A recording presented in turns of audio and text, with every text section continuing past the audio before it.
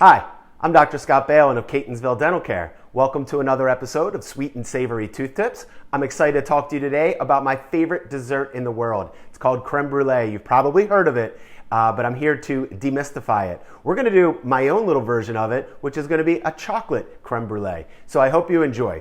Before we begin, thank you so much for subscribing and liking. Please do that down below if you like the content. I'll be sure to get you more as soon as I can. As we emerge from our little mini hibernation over these past couple of months during the pandemic, I want everybody to realize that we have to be careful coming back into the real world. So there are three main ingredients in this creme brulee. There is milk, there is eggs, and there is sugar. And those are the three things that we need to be worried about in our dental practice. So we need to be worried about the patients, we need to be worried about the staff, and we need to be worried about ourselves in keeping all three of those things healthy. So as we go along today, I'll talk to you about that.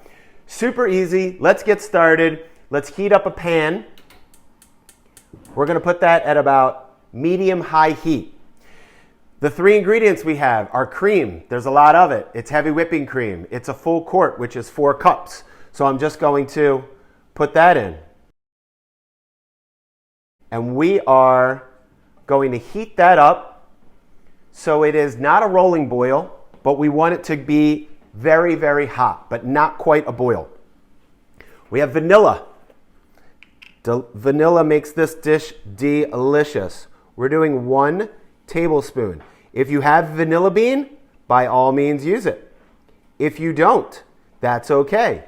Use whatever you have, vanilla extract, or we happen to have this vanilla bean paste in here, which is really very nice. A little bit of a stir.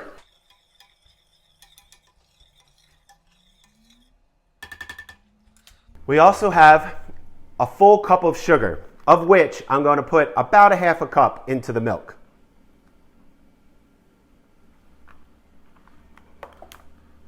Then just give that another stir. So our cream in this analogy is the patients. We have to take great care of the patients. We have to make sure that our cream does not burn, okay? There's so many people out there that need to see the dentist, and we've got to do a great job of being smart and safe in taking care of them. The eggs, that's our staff. We're going to add just a pinch of salt and the rest of the sugar. And we're just going to mix that up. And the reason I say we got to take care of the staff is because we need to do an awesome job of bringing people in who have not been exposed to the coronavirus. And at the same time, we've got to protect our staff from being in contact with them. So getting them their necessary equipment to stay safe. And we also have to be careful as we add this milk back into our mixture. We're also going to add chocolate into our milk that's heating up right now and let the chocolate melt in there. Now, I was excited when I saw this chocolate because it came from Cusco, which is in Peru, where we were this winter.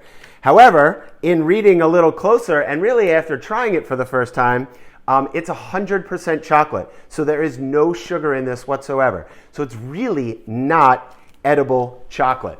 You could use it for baking, you could put it in a cup of coffee, but you're going to see from the expression on my face how bitter this is.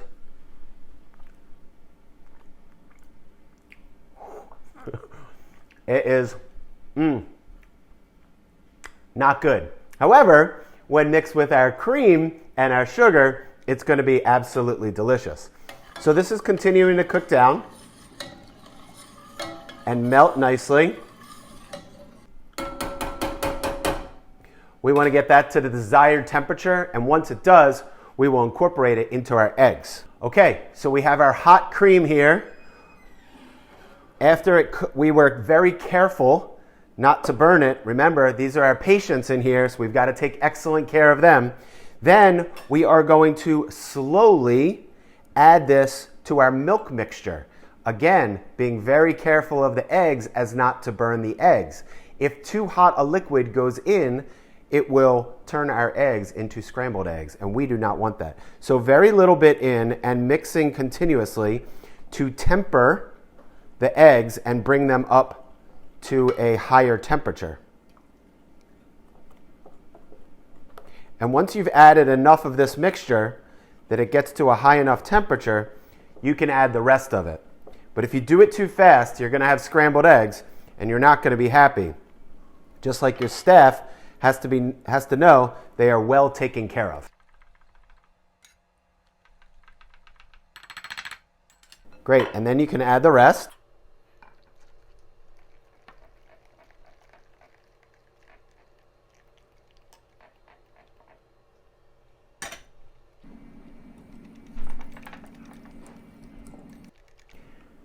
I think you can see how delicious that looks. Okay, so we're back and we're starting to fill up these ramekins.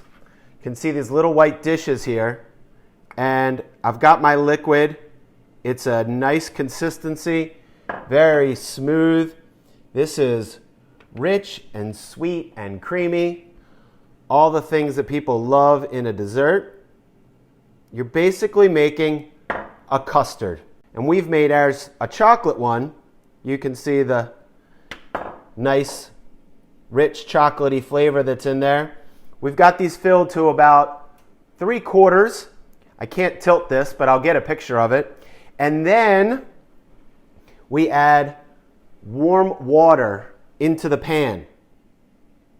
This is our water bath, and you want to fill that up to about halfway, and this will make sure that there's an even cooking process throughout its time in the oven. Okay, that looks great. We're going to put that in the oven for about 40 to 45 minutes. All right, we're back. And these just came out of the oven, okay? So, how hot is this? Pretty hot. You should be able to see when I give these a shake that they are still a little loose, a little trembling, as they say. So these are going to go into the fridge for about 2 hours till they are fully cooled down. Once they are cooled down, stick around to the end, and that's when I'm going to do a little taste test or texture test to see if there's any difference between pure white sugar and brown sugar as I throw a little heat on it. See you in a minute. So let's see if there's any difference here between putting a little bit of just sugar, generous amount, versus brown sugar. Sprinkle this on top. And then we'll light up our fire. I have a better one of these at the office, but no access to it right now. And again, you want to heat this up, but you do not want to burn it. It is called creme brulee, but a burnt one is not going to make you very happy. You want it to be like a toasted marshmallow. That's what you want. It smells great already. A little bit of burnt is fine, but I would not do too much of it. And it's just caramelizing on the top. This looks amazing. If you do it too much, it'll burn and you're not going to be very happy with the consistency or flavor. And just like the sugar, the doctors have to be careful when they are in the office under the new regulations with COVID. So be careful, use your PPE, trust your staff, do a great job screening, and you guys will be happy. I personally think that the regular sugar is coming out a little bit better. This is a little tougher to negotiate here. All right, when you try it, you're going to want to hear that crunch. Can you hear that crunch? Ooh.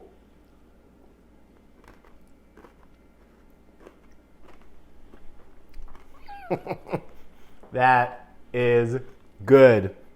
Yum. Oh my goodness. That is delicious, silky, velvety, sweet, got a little crunch in there. I'm going to have a couple of very happy kids. That's amazing. All right, let me try this one. All right, good crunch.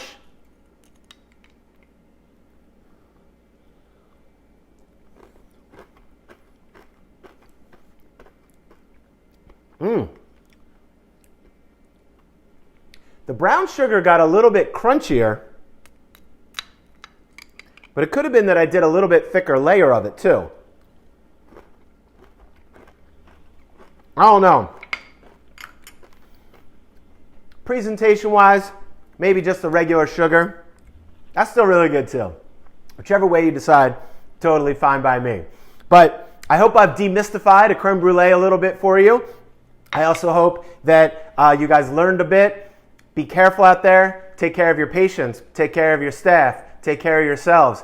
And you will be healthy and successful. So good luck out there. See you all soon. Stay well. Stay healthy. Take care. See you next time. And don't forget to like, subscribe, and comment below. See you soon. Take care.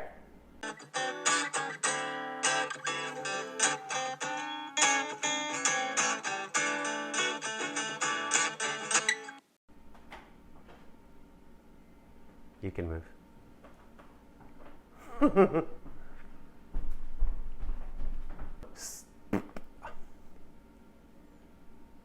It's sweet. It's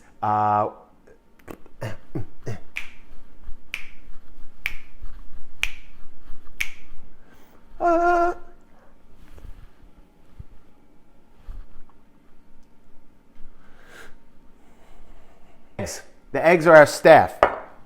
We're going to add just a pinch of sugar.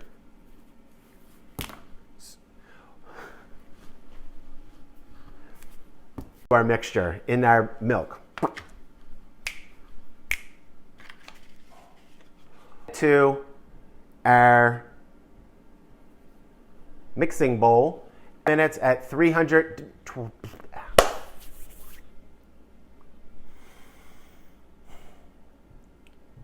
Okay, we're back, and our creme brulee, we're in the oven for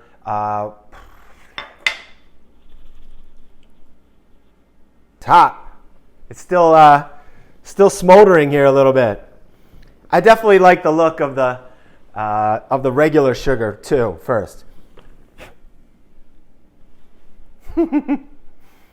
still on fire. And don't forget to subscribe to Sweet and Savory Taste.